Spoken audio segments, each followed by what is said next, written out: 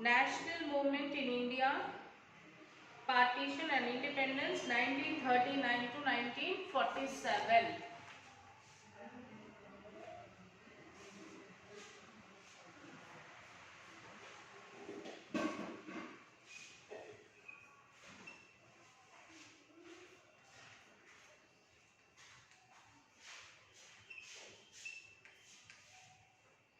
National movement in India.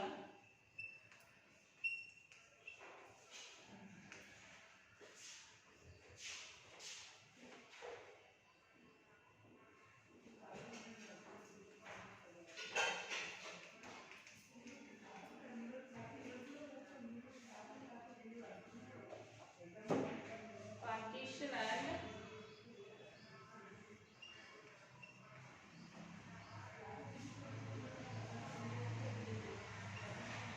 independence 1939 to 1947.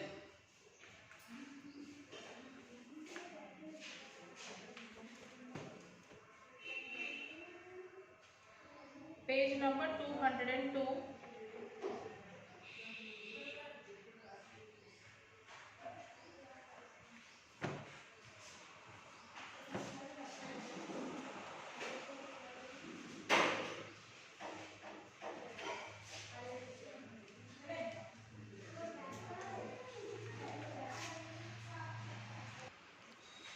Okay, let us look at the final phase of national movement and try to understand the situation that led to the partition of India.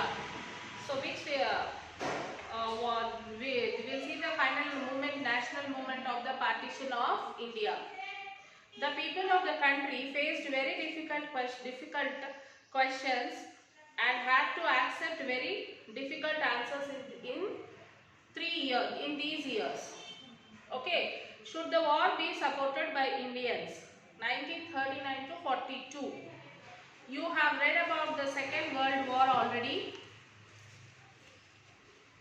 When the war started in 1939, most of the provinces of India were governed by Congress ministers.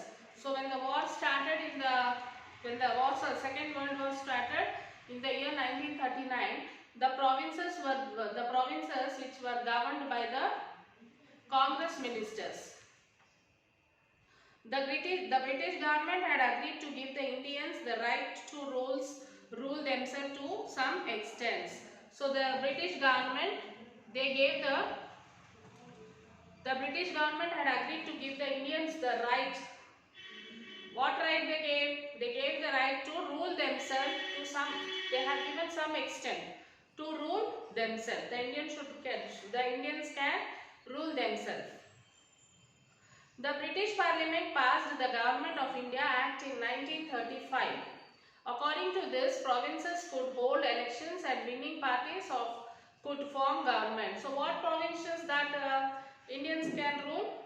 Like they can rule, hold elections and winning parties could form governments. So which they can conduct the elections and the party which is going to win, they have to look after this and form their own government. However, the right to vote was given to a small section of population. So only about 12% for provincial assemblies and about 1% for the central assembly.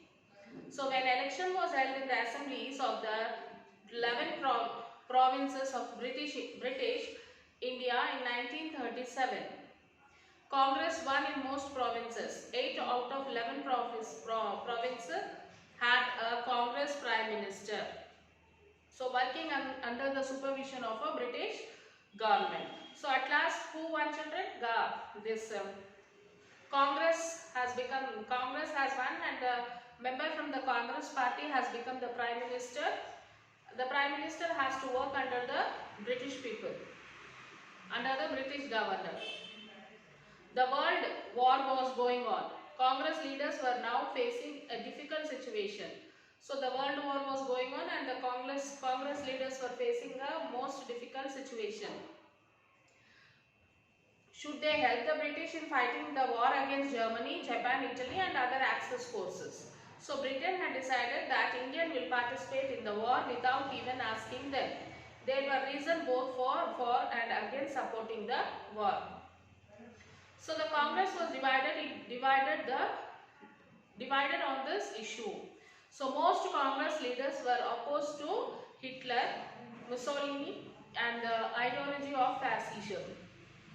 They wanted to fight against the fascist drive to conquer other sovereign nations. So the Congress expected that the British would see the double standards in the expectation that India should support them in fighting the fascist but not giving or at least promising India full freedom.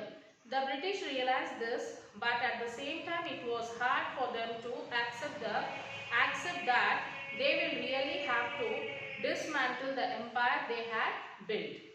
So there were different political parties in Britain.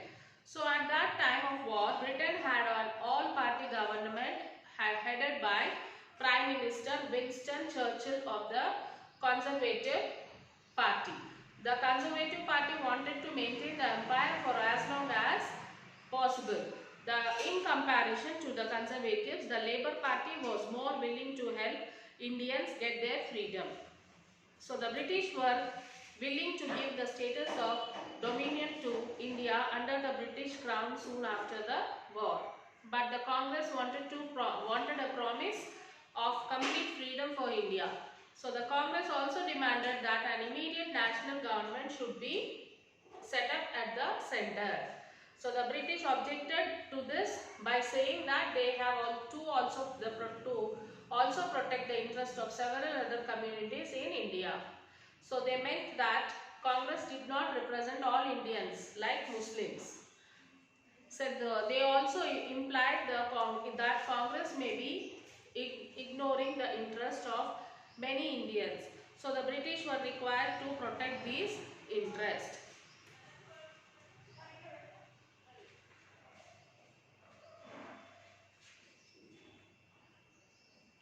Establishment of Muslim League.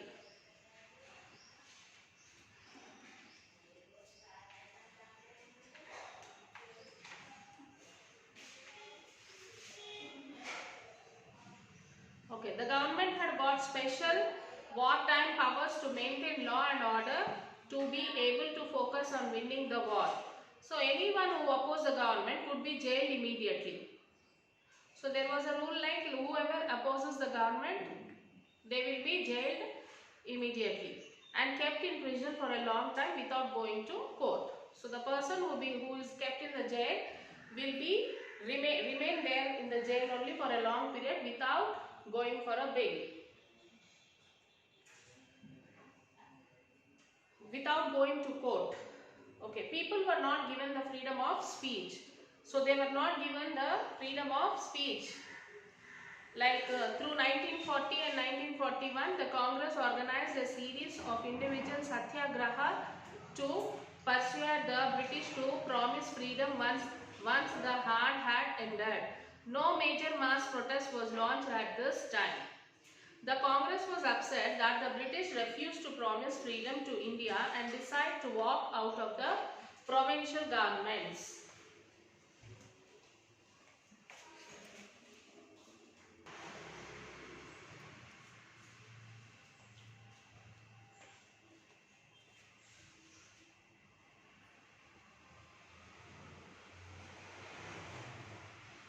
So who represent the people of the country?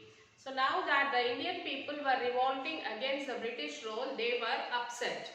So they looked for ways to punish the Congress and make it weak and unpopular among the people. So the British started questioning the right of the Congress to represent the people of the country. So now they followed divide and rule policy more vigorously. So the people wanted to punish the Congress government because they are not equally not looking after the people, and they wanted to follow this divide and rule policy. So to achieve this, the British government supported and encouraged the plans of the Muslim. Muslim League and gave little importance to the Congress. So in this period, the Muslim League and its leaders like M.A. Jinnah became more active in mass politics. So as these people has adopted the Muslim League, the Muslim leaders like M.A. Jinnah, they have become active in this process in a mass politics. The Muslim League. Muslim League was formed in 1906 till the 1906. Till the 1930s, it mainly represented the interest of Muslim landlords of UP and did not have much mass support. So it had demanded that the British should create separate seats in all the councils for which only Muslims would vote. So they demanded for the government to give the separate seats for the Muslim people so that only Muslims can vote for them.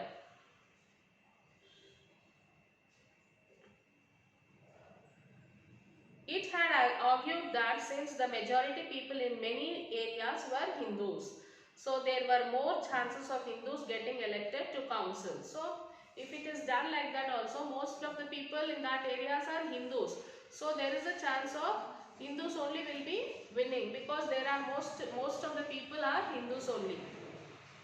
If this happens, Muslim would not be able to protect their interest in the government. So if this obviously what will happen? Hindus only will. If this happens, what will happen? The Muslims will not have interest in the government. But if a certain number of seats were reserved for Muslims, for which only the Muslim population of an area would vote, these Muslim members would be able to raise the concerns and problems of Muslims. So the Congress had accepted this logic and separate elections were implemented from 1909. So then the government has understood the problem of Muslims and then they have separated this in the year 1909. When provincial governments were elected in 1939, the League won 102 of the 482 Muslim seats in the country. However, the Congress also fought elections on the Muslim seats because it believed that it was a national party and not party for only Hindus. The Congress won 126 out of 58 Muslim seats it had contested. So in 1937, the Muslim League got only 4.4% of the total Muslim votes in the elections. The Muslim League was popular in the United Provinces Bombay and Madras. However, it was quite weak in three provinces from which Pakistan was to be made 10 years later. That is Bengal, the Northwest Frontier Province, now in Pakistan, and Punjab. Even in Sindh, it failed to form a government, but the situation changed in the next 10 years. So in 1946, when elections were held again for the provincial and central assemblies, the League succeeded in winning the Muslim seats. What happened to the Muslim population in the years between 1937 to 1947? The League pointed out many issues. It blamed that Congress was intensive to the needs of people, Muslims. For example, the Congress refused to form a coalition government with the Muslim League in the United Provinces, where it too had won many seats. The Congress had banned its members from taking membership of the Muslim League. Congress members could be members of the Hindu Mahasabha before. But this was also banned from 1938, only after objection from Muslim congregation like Maulana Azhar. Thus, the League created the impression that Congress was basically a Hindu party and did not want to share power with the Muslims. So the Congress party was basically, they are Hindus, so they don't wanted to share powers with the Muslim people. So the Hindu Mahasabha and the RSS. During this period, the Hindu Mahasabha and the Rashtriya Swayam Sevak Sangha, that is RSS. RSS means Rashtriya Swayam Sevak Sangh, is a national cultural organization for mobilizing the Hindus. These organizations wished to unite all the Hindus, overcome the divisions of caste and set to reform their social life. So they also gave out the message that India was the land of Hindus who were in the majority. Many congressmen were also impressed with the activities of these organizations. So Congress tried very hard to create a secular understanding among its members. It also tried to connect with the Muslim masses and make them feel secure. So they wanted to change the wrong impression that was being created in their mind by the messages and activities of organizations like the Muslim League. The Hindus, Mahasabha and RSS Congress argued that Hindus and Muslims were not people of different nations but part and parcel of one nation, one Indian nation only. So Hindus and Muslims are not different. They have not come from different places. They all are one. They all belong to one nation. They all are part and parcel of one nation. However, the British were eagerly listening to the fears of the League about Hindu domination and suggesting ways to make the Muslims secure. The Pakistan Resolution. Many people now felt that the separate governing arrangements were needed for regions where Muslims were in majority. For example, the Urdu poet Muhammad Iqbal, the writer of the song Sare Jahan Se Acha Hindustita Hamara, spoke of need for a Northwest Indian Muslim state in his presidential address to the Muslim League in 1930. So the name Pakistan or Pakistan from Punjab, Afghan, Kashmir, Sindh and Baluchistan was coined by a Punjabi Muslim student at Cambridge, Chaudhry Rahmat Ali. This young student wrote pamphlets between 1933 and 1935. He desired a separate national status for this new ethnicity. No one took Rahmat Ali seriously in 1930s, especially the League and the Muslim leaders who dismissed his idea merely as a student's dream. The political situation in India changed when British started following the policy of divide and rule, and Congress failed to address the fears of Muslims on 23rd March 1940. The Muslim League moved a resolution and demanded autonomy for the parts of the subcontinent where Muslims were in majority. This ambitious resolution never mentioned partition or Pakistan. However, in later years it became known as the Pakistan Resolution. People were thinking of different ways to solve the issues raised by the League, and new nation state of Pakistan was one among these alternatives. But since the discussion and negotiations were not working out, the idea of the separate nation state of Pakistan became stronger. The Congress was unable to fulfill the demands of M.A. Jinnah, leader of the Muslim League. So from 1940 to 1946, the League convinced Muslim masses about the benefits and need for the separate nation. Peasants could imagine a state where Hindu zamindars and moneylenders did not exploit them.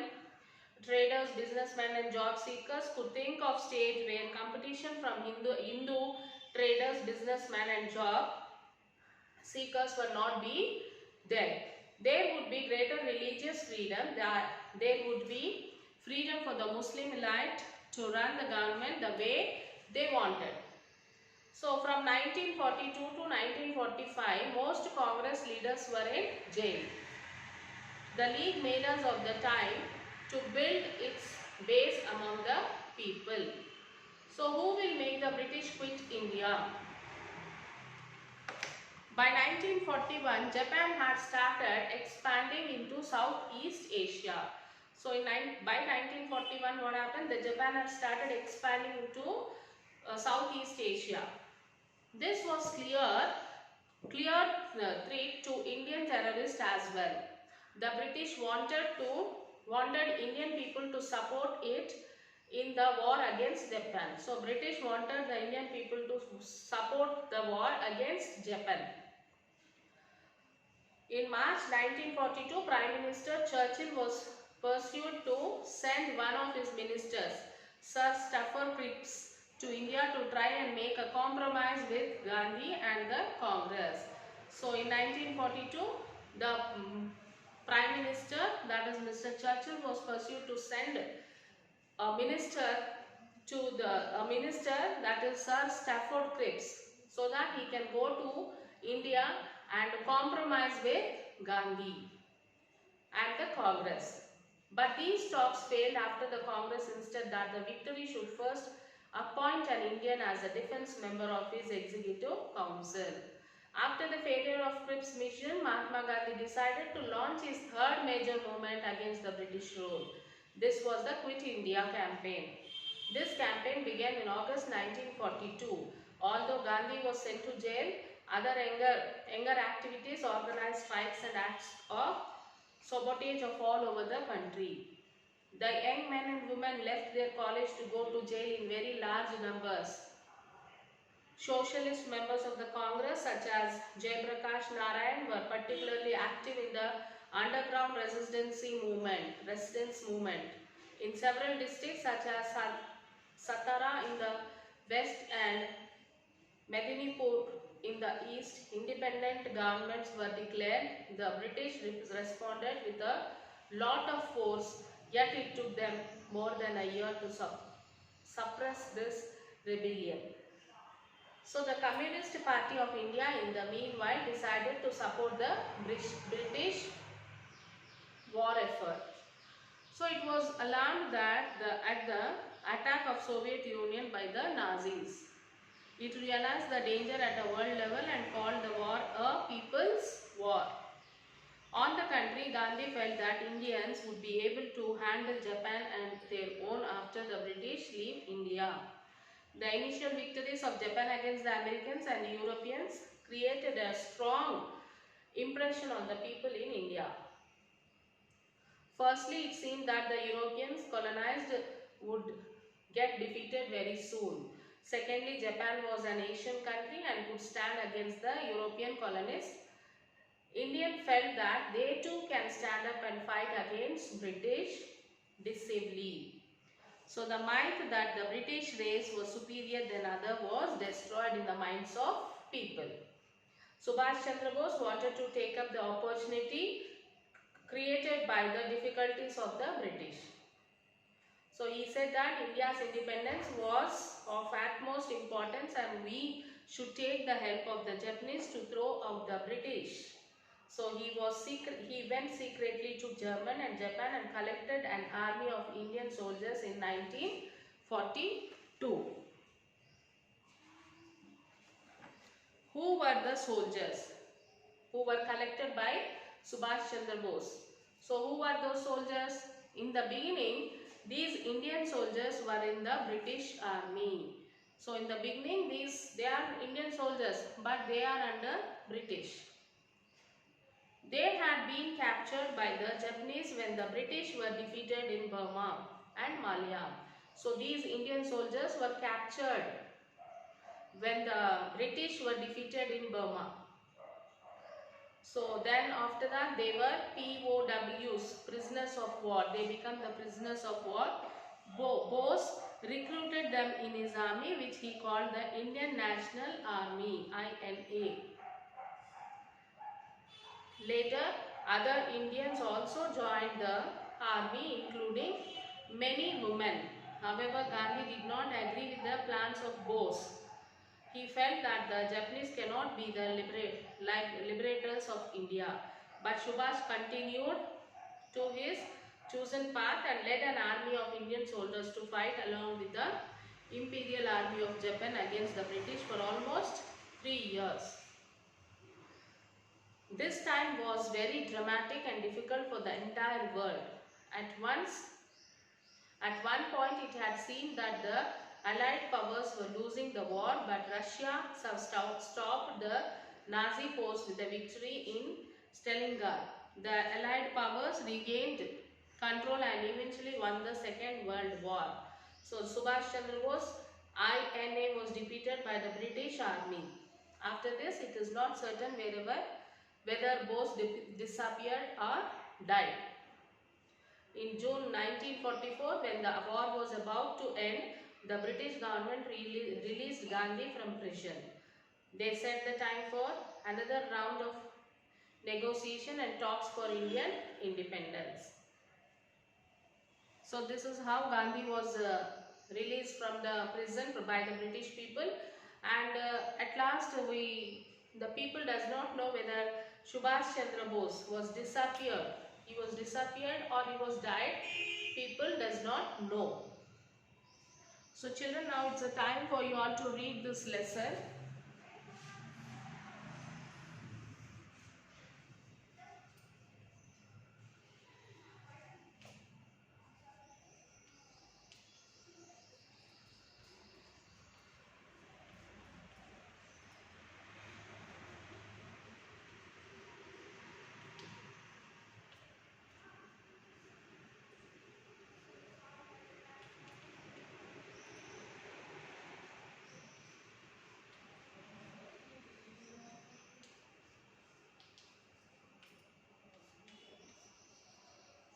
So children, read the lesson, try to read the lesson and write first and second question answer by your own.